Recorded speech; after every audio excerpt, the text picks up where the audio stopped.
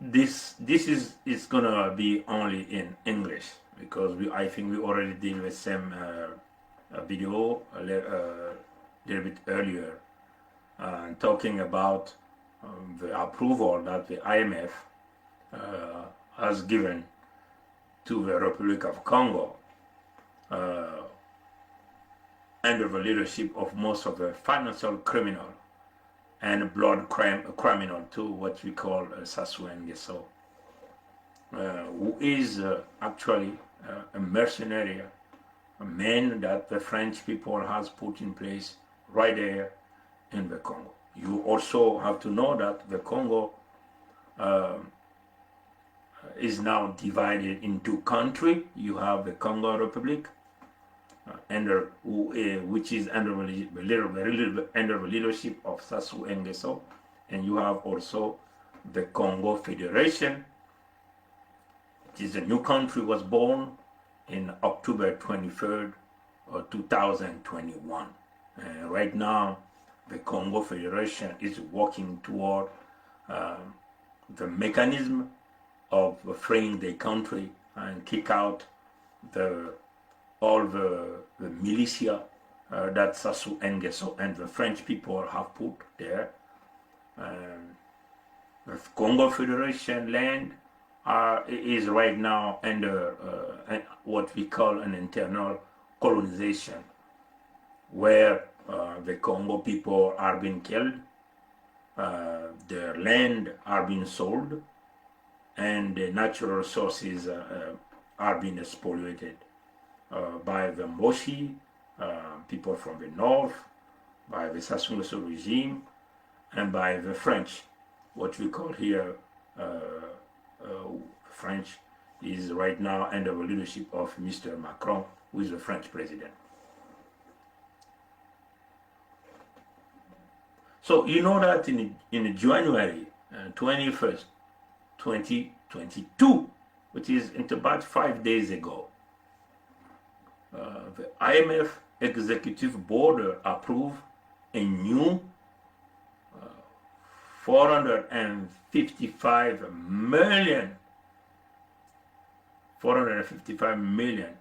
US dollar, what they have called extended credit facility arrangement for the Republic of Congo.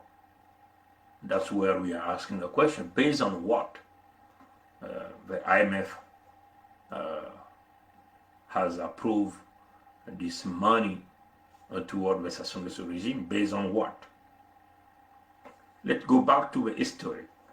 In 2019, I think it was in July 11, the same approval was done with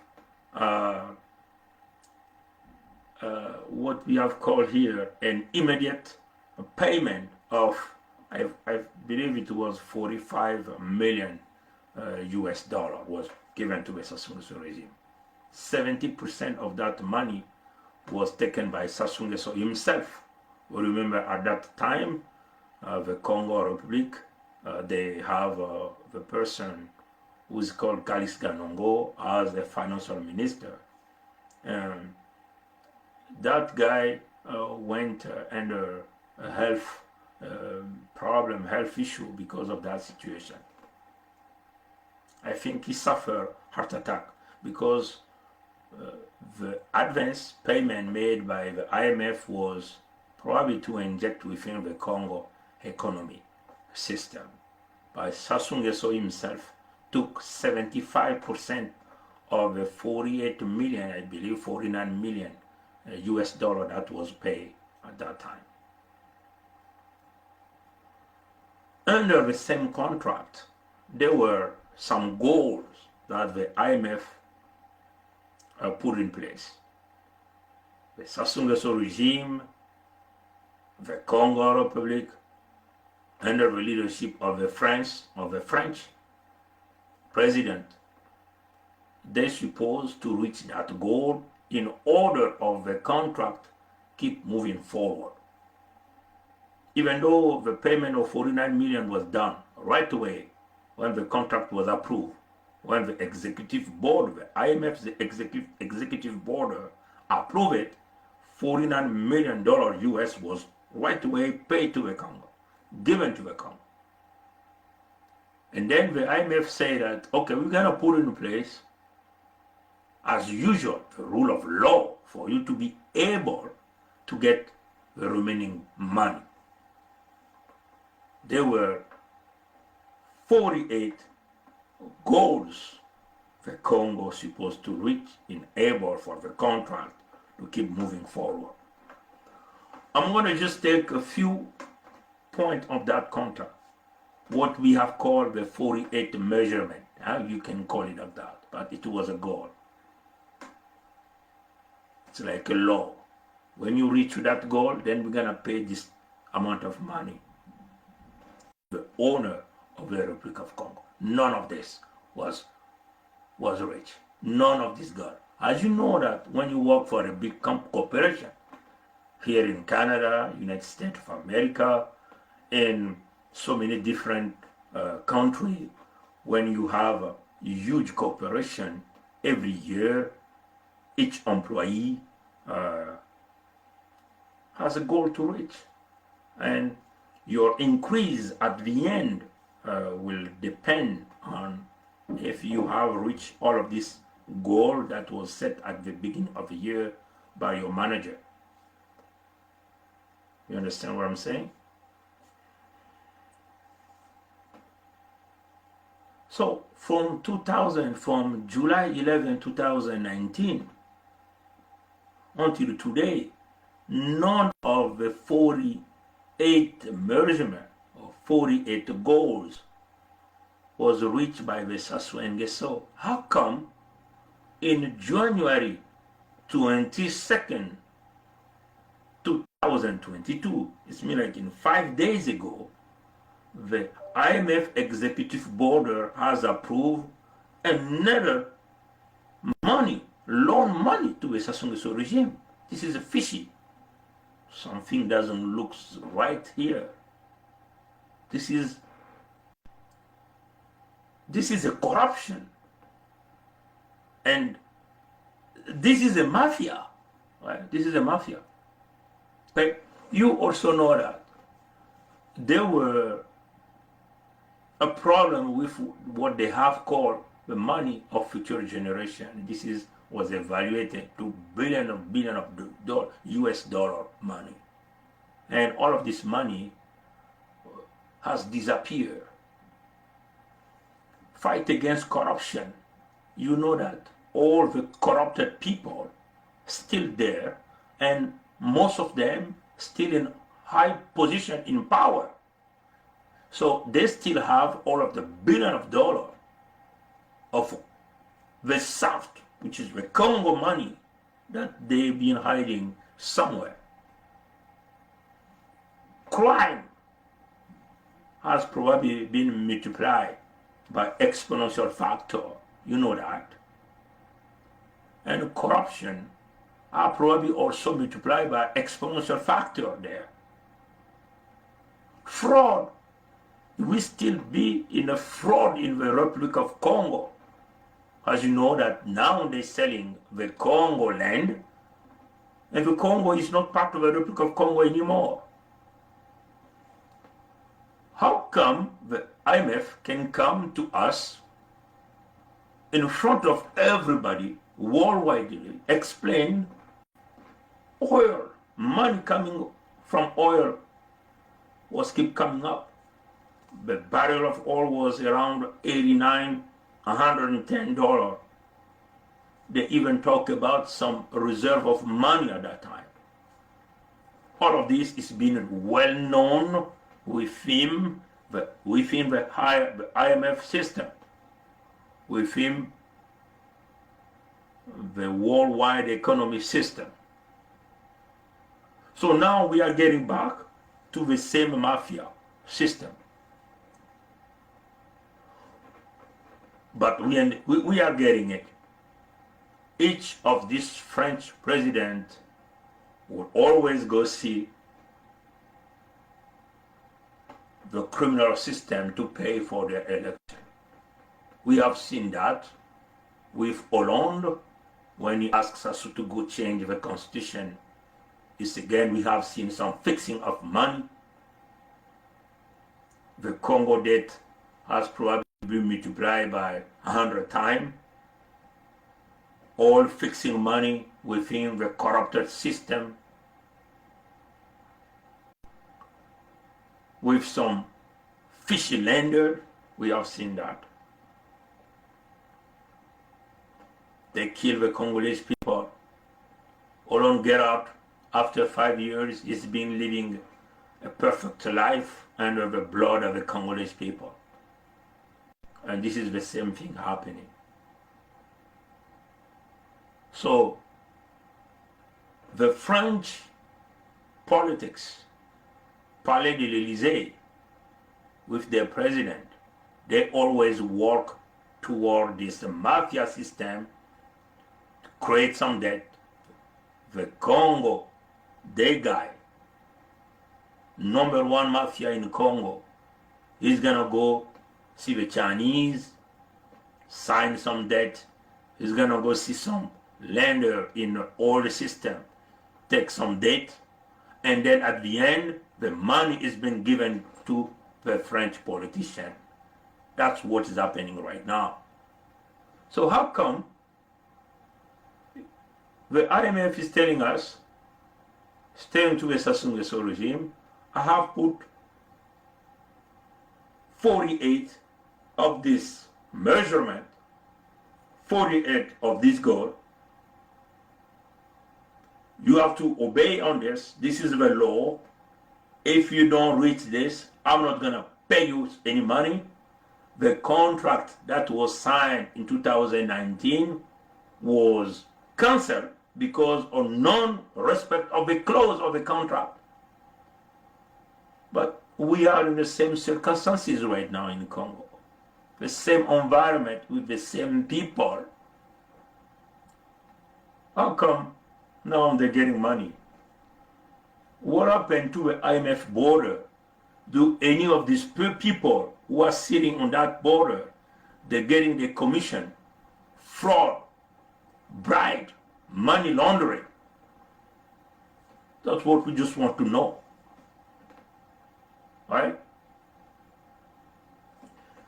When you read all of this, contract,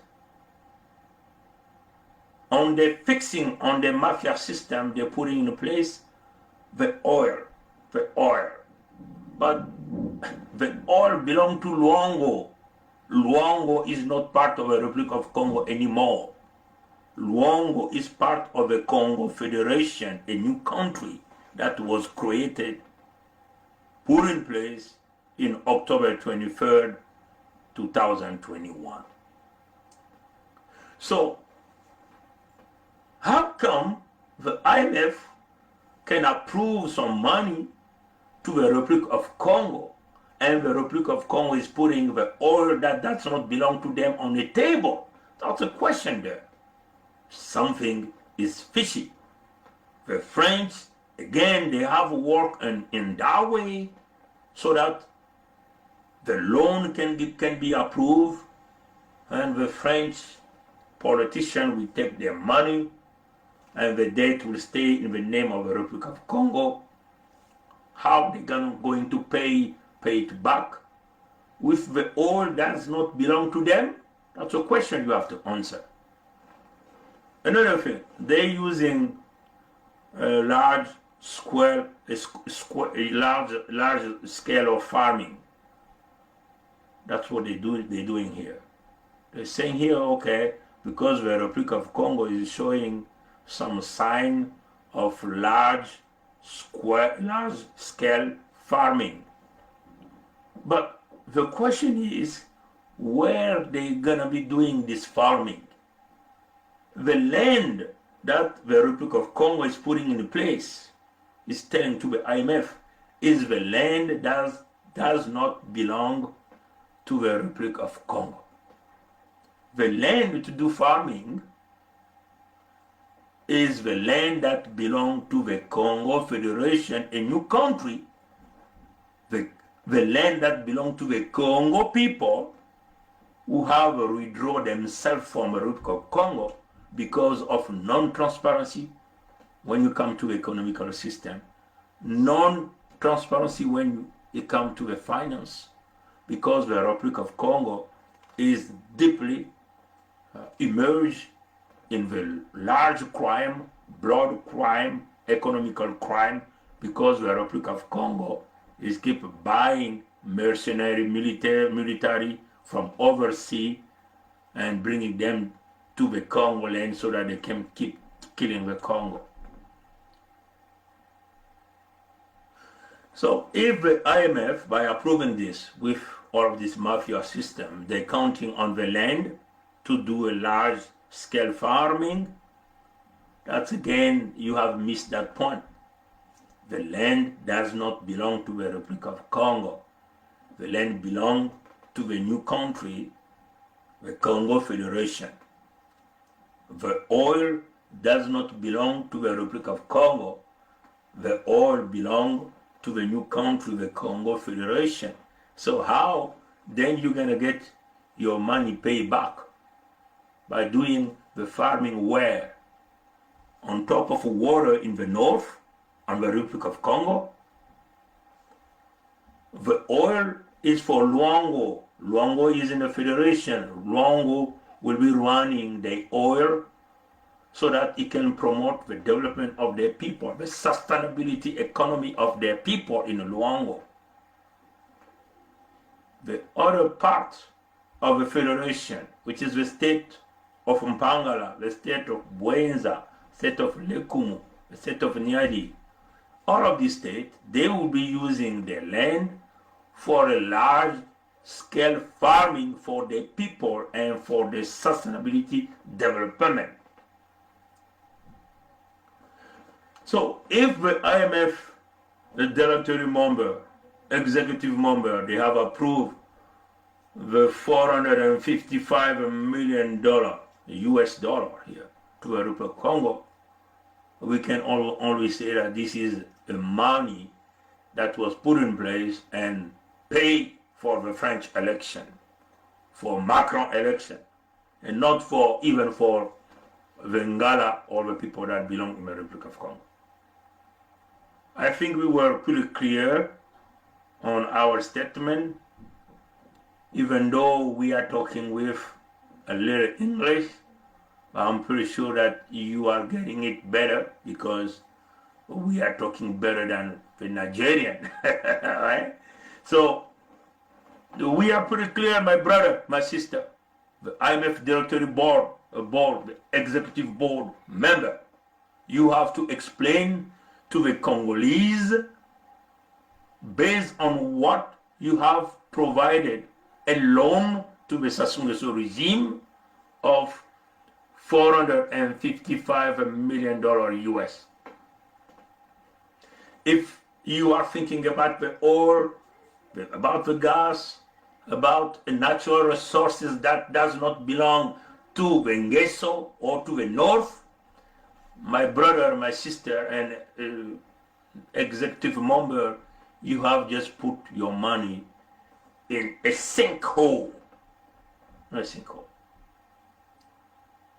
We are on one way in our new country we have put in place. We will be protecting our people. We'll be protecting our land. We'll be protecting our natural resources. Our land, our natural resources shall not be used to pay back the loan that we never use, the money that we never take. Our land, our natural resources will not be used to pay back the Moshi or the French loan. You understand it? The Congo people within the land, within the new country, the Congo Federation, all of us are talking with one voice. We are walking on one road, on one way. Who I am? I am Bernard Pongi. I'm representing the state of Buenza, the state of Lekumu in the Congo Federation Council. And we have a petition that's going on for so many months now. I'm talking on behalf of the 28,000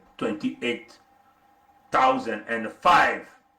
28,005 people, Congo, have signed this petition. You understand? You understand it better? I'm talking on behalf of the 28,005 people who have signed the petition. These people are very clear. They are creating their own country. They will be protecting their people, their culture. They will be protecting their land, and they will be protecting their natural resources. They will decide for their future, because we cannot keep staying with a group of people or ethnical group who are only thinking about destroying other life, killing, selling land, spoiling natural resources. No. Enough is enough. It has been done for so many years, and now our people, they are all wake up to stop this.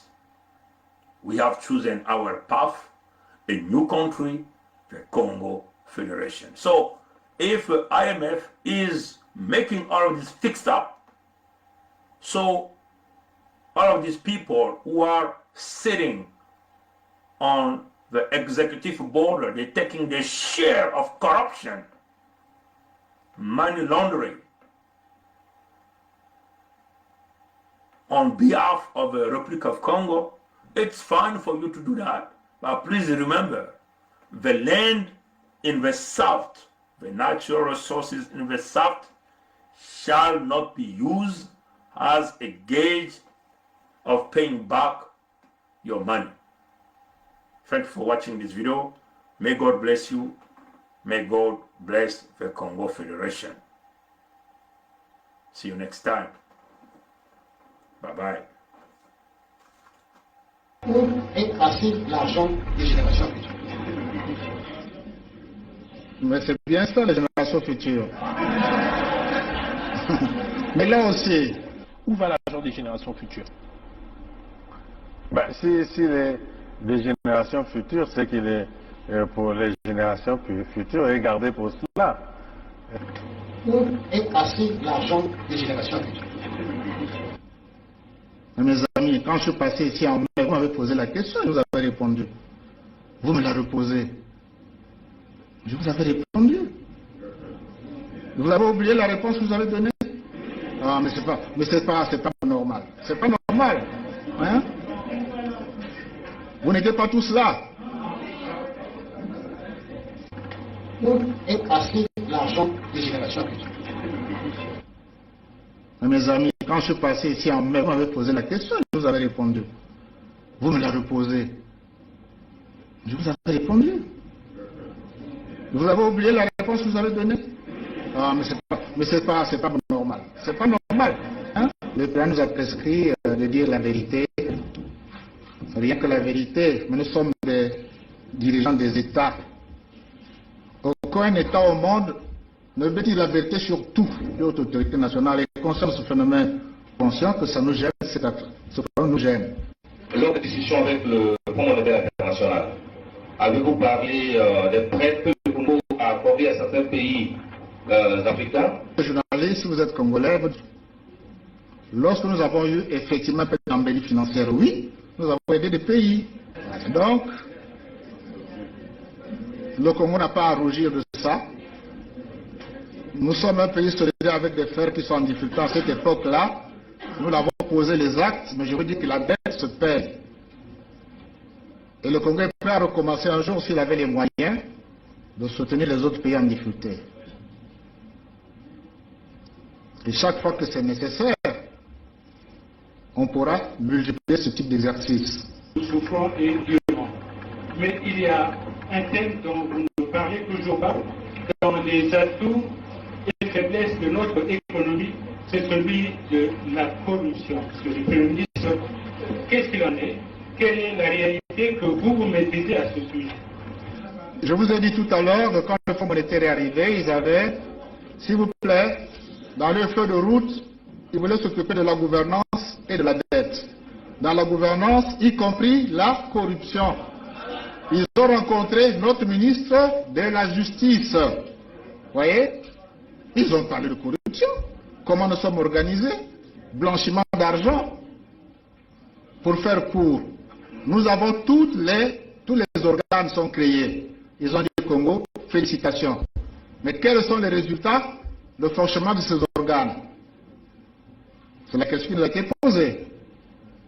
Dans le blanchiment d'argent, combien de déclarations de soupçon, c'est-à-dire les gens qu'on soupçonne d'avoir blanchi? La statistique, combien de gens sont allés en prison? Vous voyez? Donc tout ce que vous voyez aujourd'hui construit à Brazzaville, ça a été fait à crédit. Sassou et sa famille ont volé tout le cash. Car je suis en charge donc des activités à base pétrolière au sein de la Société nationale des pétroles du Congo, qui s'occupe essentiellement des hydrocarbures, qui sont à 80 ou 90% constitutifs des recettes donc, de notre pays, le Congo. Je suis également administrateur général donc, de la Congolaise de raffinage, qui s'occupe du raffinage du pétrole congolais. Monsieur Yaya Moussa a été le représentant du FMI à Brazzaville, donc de 2005 à 2009, jusqu'à ce que le Congo-Brazzaville atteigne le point d'achèvement. Et les contribuables français et européens ont fait cadeau au total à M. Sassou Nguesso, principalement de la France, 5 milliards de dollars. La France a offert 2 milliards 700 millions d'euros sans aucune contrepartie démocratique. Et pire encore, l'argent de ces contribuables a servi à pouvoir signer des marchés à crédit avec les Chinois. Les Chinois attendaient que Sassou Nguesso soit désendetté pour lui faire des lignes de crédit. La vision simple des choses, c'est que le président met en place un programme, il veut le réaliser. Le réaliser par lui-même et par lui. Alors, il met en place une structure pour le compte du pays qui s'occupe de l'ensemble des projets d'aménagement du territoire et des projets structurants. Conduits, vérifiés, examinés au jour le jour par lui-même. C'est la délégation générale au grand travaux. Vous voyez bien que le terme délégation veut dire qu'il n'y a pas quelque part un responsable des grands travaux comme tels. Nous sommes responsables de la délégation. Donc par délégation de ces grands travaux. Et donc vous avez aujourd'hui la famille de M. Sassou Nguesso au travers de différentes structures. Ça ne suffit pas de prendre l'argent du pétrole. Aujourd'hui, ils en sont à posséder les champs de pétrole. Witness a révélé aujourd'hui que Denis Christel Sassou Nguesso aurait détourné plus de 50 millions de dollars du trésor congolais pour financer son mode de vie opulent. Et les documents qu'on a examinés retracent l'extorsion de plus d'un demi-milliard de dollars du trésor congolais et les transits de plus de 50 millions de dollars par des sociétés dans l'État américain de Delaware et les îles Vierges britanniques avant d'arriver à Chypre. Et des entreprises chypriotes secrètement détenues par Denis Christel Sassou Nguesso ont reçu de l'argent qui a été ensuite utilisé pour effectuer des paiements à des entreprises installées en Pologne, au Portugal, en Espagne et aussi en Suisse. Le Congo est régulièrement épinglé par les ONG à propos de détournement de fonds impliquant son président, sa famille, comme sa fille Claudia en avril. Comment l'expliquez-vous? Oui, Global Witness, on a quand même déjà publié d'autres enquêtes, comme vous avez dit. En avril, on a révélé que la sœur de Denis Christel Sassou Nguesso, Claudia, elle aurait reçu près de 20 millions de dollars de fonds publics aussi apparemment détournés et utilisés pour l'achat d'un appartement de luxe dans les 30 hôtels Tower à New York. Et pour nous, nos enquêtes fournissent des preuves convaincantes sur la manière dont la famille présidentielle congolaise semble avoir détourné de l'argent des coffres de l'État à des fonds personnels. Et justement, à quoi ont pu servir ces 50 millions de dollars détournés par Denis Christel Sassou Nguesso? Bon, on sait qu'il a payé d'entreprises qui sont installés en Pologne, au Portugal, en Espagne et en Suisse. Et on n'est pas sûr, ce n'est pas clair qu'est-ce que ces entreprises font, mais aussi on connaît que la famille présidentielle congolaise a un mode de vie très opulent, très luxueux. Donc pour nous, on croit qu'au moins une partie de ces fonds détournés par Denis Christel Sassou Nguesso a été dépensée pour financer son mode de vie opulent. Et l'homme qui a permis à Denis Christel Sassou Nguesso de cacher ses détournements de fonds n'est pas inconnu puisqu'il s'agit de José Vega, l'ancien directeur du club de football de Benfica, Lisbonne. Oui, exactement. Et aussi, c'est la troisième enquête qui Global Witness publie où José Vega est lié à la famille présidentielle du Congo. Et aussi, il est un homme d'affaires controversé. Il est déjà le centre d'une enquête portugaise sur la corruption et le blanchiment d'argent au Congo. Et il a joué les mêmes rôles clés dans l'enquête qu'on a écrite sur Claudia Sassou Nguesso. Donc, c'est un homme très proche de la famille présidentielle congolaise. C'est-à-dire que vous avez des lois en Europe qui interdisent ce genre de promiscuité, ce genre de complaisance. C'est criminel. Et bien maintenant, vous avez des sociétés qui appartiennent notoirement à la famille de Sassou Nguesso et qui sont propriétaires des champs pétroliers. Les opérateurs sont Total ou sont Eni. Eni sont noyés jusqu'au cou dans ce genre de malversation. Et qui nuit? Qui fait quoi? Personne. Vous avez une société qui est apparue tout d'un coup. Sassou a promulgué un nouveau code pétrolier. Et ce nouveau code pétrolier dit que vous avez des représentants des nationaux qui doivent avoir des participations. Et donc, par exemple, maintenant, vous avez une société qui s'appelle Continent avec un K.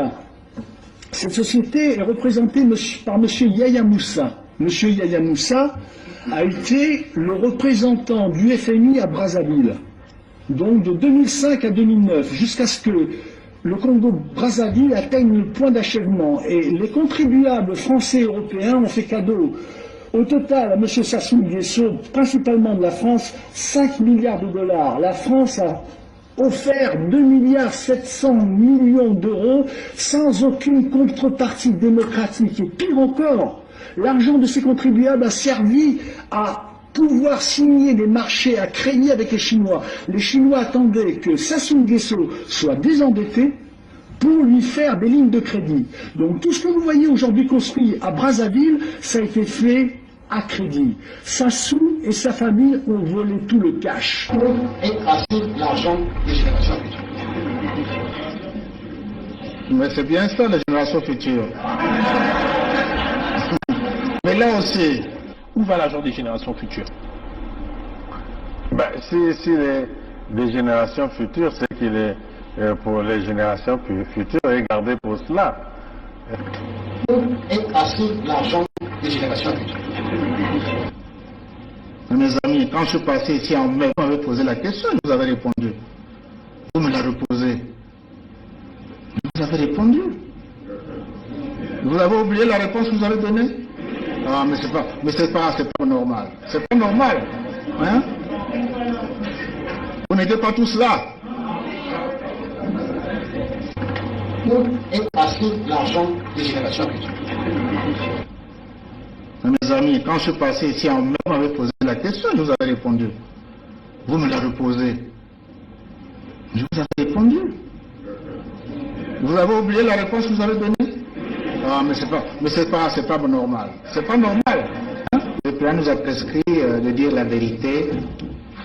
Rien que la vérité. Mais nous sommes des dirigeants des États. Aucun État au monde ne veut dire la vérité sur tout. L'autre autorité nationale est consciente de ce phénomène, consciente que ça nous gêne, ce problème nous gêne. Dans des discussions avec le Fonds monétaire international, avez-vous parlé des prêts que le Congo a accordés à certains pays africains? Journaliste, si vous êtes congolais, Lorsque nous avons eu effectivement un peu d'embellie financière, oui, nous avons aidé des pays. Donc,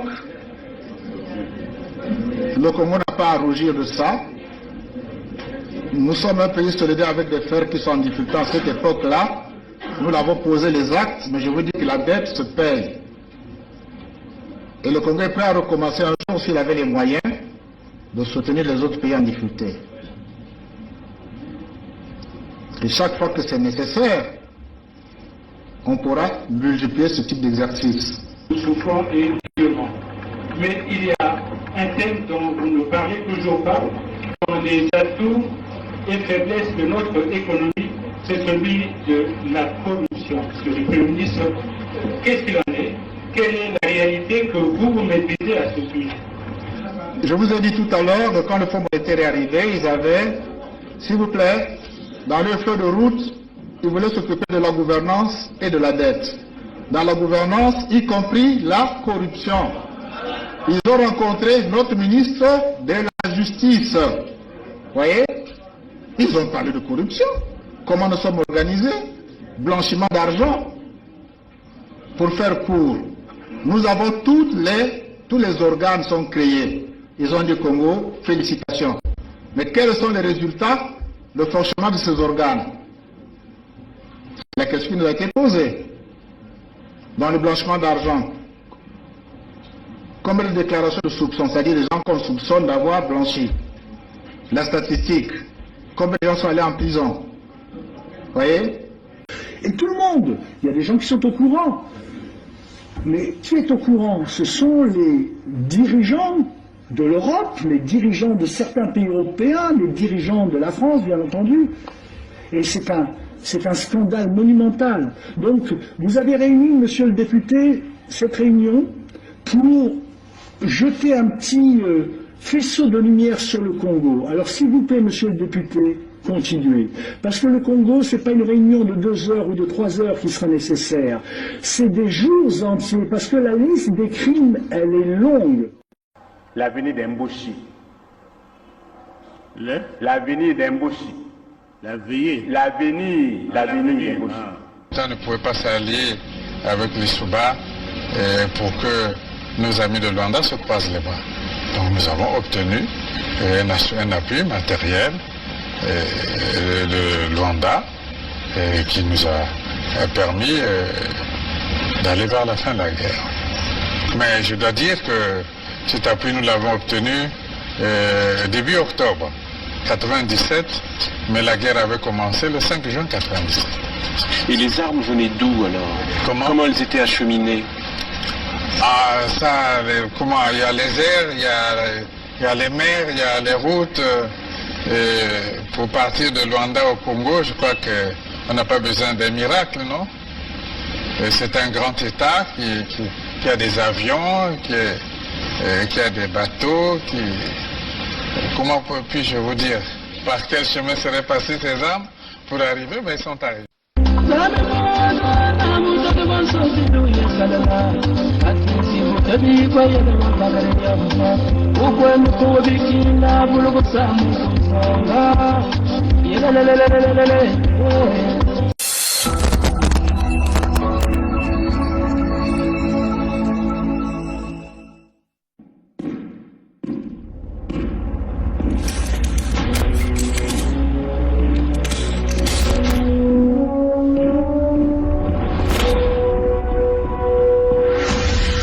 Lors du Congo 2022. Lors du Congo 2022. Et maintenons-nous au service de la Fédération Congo. Lors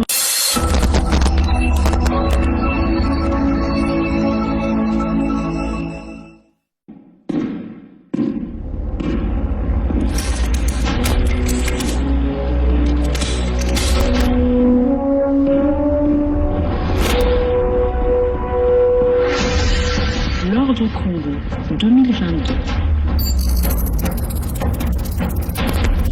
Lors du Congo 2022. Et maintenons-nous au service de la Fédération Congo. Lors de Congo 2022, avançons, avançons vers la victoire.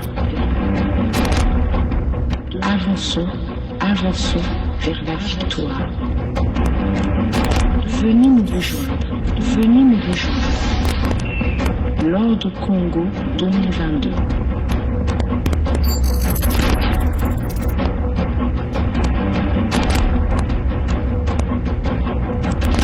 Avançons vers la victoire. Lors de Congo 2022.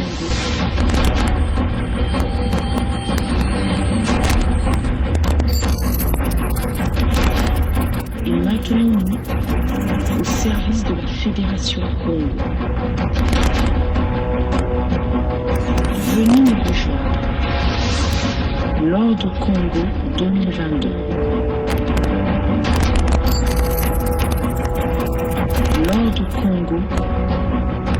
Lors de Congo, au service de la Fédération Congo. Avançons, avançons vers la victoire.